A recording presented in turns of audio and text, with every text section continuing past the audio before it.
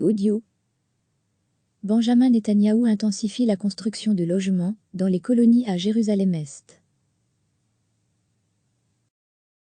Le Premier ministre israélien Benjamin Netanyahou a annoncé ce jeudi la construction de milliers de nouveaux logements dans des quartiers de colonisation à Jérusalem-Est, secteur palestinien de la ville, moins de 2 semaines avant des législatives lors desquelles il joue sa survie politique.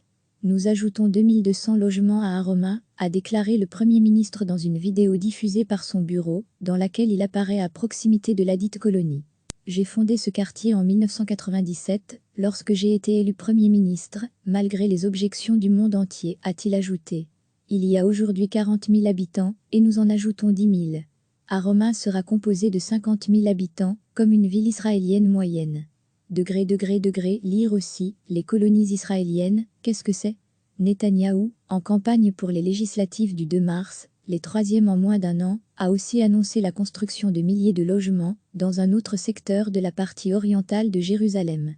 Mais la nouvelle encore plus importante aujourd'hui est que j'ai approuvé la construction à Givat Hamato. Cela signifie 4 000 nouveaux logements, 1 000 pour les habitants arabes de Bessafafa, secteur palestinien à proximité, NDLR, et 3 000 pour des habitants juifs, a-t-il déclaré.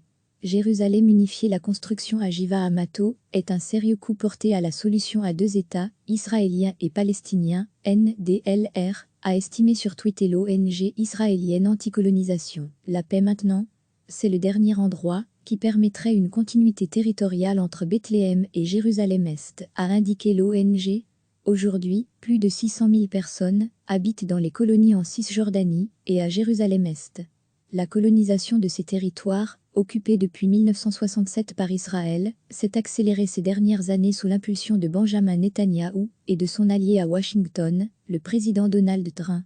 Lire aussi, à quoi ressemble le plan de paix de Trump pour le Proche-Orient? Ce dernier a présenté fin janvier son plan pour le Proche-Orient, qui prévoit notamment de faire de Jérusalem la capitale indivisible de l'État d'Israël et de créer une capitale d'un État palestinien dans des faubourgs de Jérusalem. Les Palestiniens veulent faire de l'ensemble de Jérusalem-Est leur capitale et rejettent le projet américain, jugé historique par Israël.